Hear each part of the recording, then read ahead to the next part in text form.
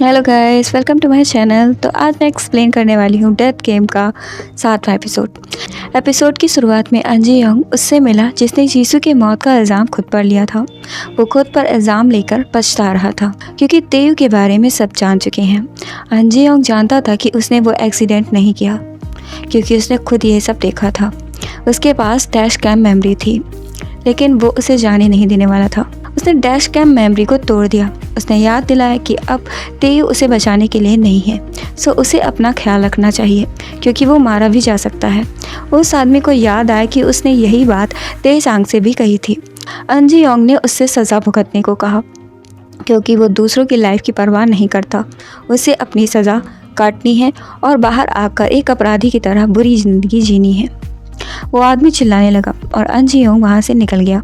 इसके बाद न्यूज़ में हर जगह तेयू था और उसे दोषी ठहराया जा रहा था। उसकी सर्जरी हुई थी लेकिन वो बुरी हालत में था।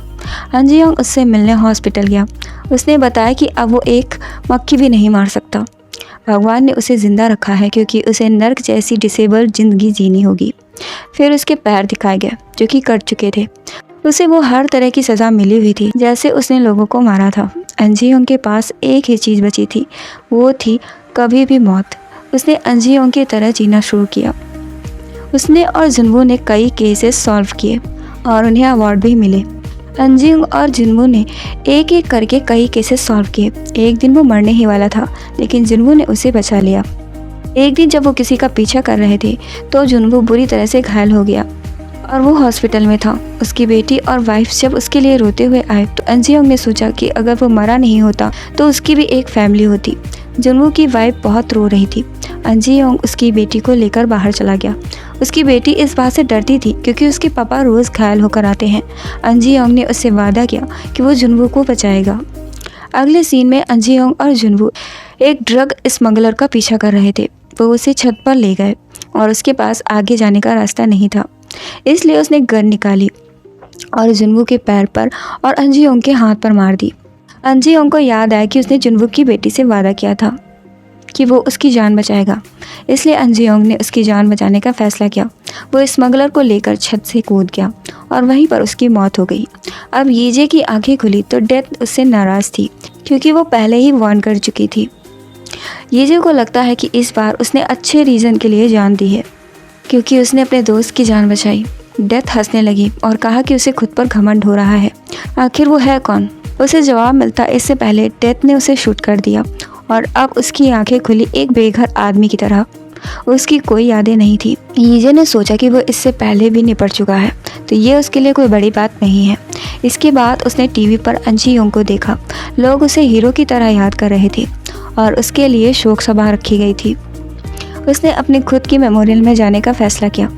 वो वहाँ गया तो उसने देखा कि उसके फेवरेट स्टार्स ने भी उसके लिए मेमोरियल में डोनेट किया है, लेकिन उसकी बॉडी से बदबू आ रही थी।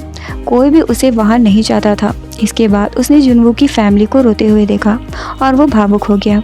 उसके शरीर की बदबू की वजह से उसे वहाँ से भगाया गया। अंजी योंग के सीनियर ने उसे खाना दिया और वहाँ से भगा दिया क्योंकि कोई उसे नहीं जानता था। यहाँ पर सारी उपलब्धियाँ सिर्फ अंजी योंग की थी, ना कि यीजे की। उसने जिनवू को रोते हुए देखा। वो खुद को दोष दे रहा था। यीजे ने उसे समझाया कि ये सब उसकी गलती नहीं थी, ये फैसला अंजी योंग का खुद का था।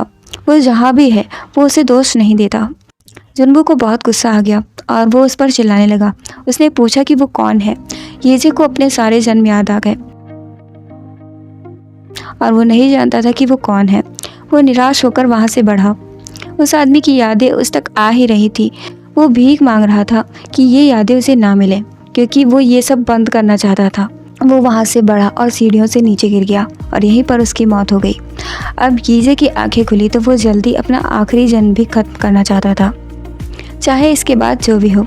उसे लग रहा था कि ये सब मौत का एंटरटेनमेंट है।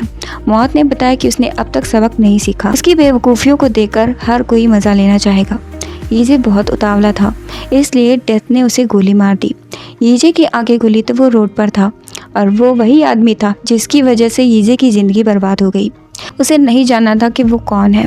वो जल्दी से बस मर जाना चाहता था, लेकिन यादों ने उसका पीछा किया कि वो तहकंग कंपनी में काम करता था। उसके पास वो सब कुछ था जिसके लिए यीजे मरा जा रहा था। उसके पास फैमिली भी थी, जॉब था और बच्चे भी थे। लेकिन एक दिन सब कुछ बर्बाद हो गया।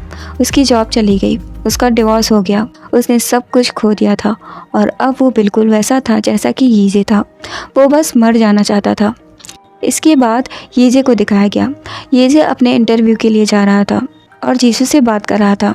अचानक वो आदमी भागकर रोड पर खड़ा हो गया और तेयू ने उसे टक्कर मार दी। यीजे बहुत घबरा गया था। तेयू उसके सामने खड़ा था और मौत भी। वो आदमी सबसे मदद मांग रहा था। तो यहाँ पर वो आदमी तेयू से नहीं बल्कि मौत से मदद मांग रहा था, जिसे तेयू ने अपने लिए समझ लिया और खुद को भगवान समझ बैठा। उसने यीजे को पकड़ा और मर गया। अब यीजे की आंखें खुली तो मौत ने उससे कहा कि वो बेकार है। वो तो मौका चाहता था ताकि वो सब कुछ ठीक कर सके। इंसान को मौका मिले तो भी वो नहीं समझता। यीजे फिर से मरने के लिए उतावला था। उसे लगता था कि सारे जन्म उसे बस दर्द देने के लिए हैं और मौत सिर्फ दर्द से छुटकारा थी।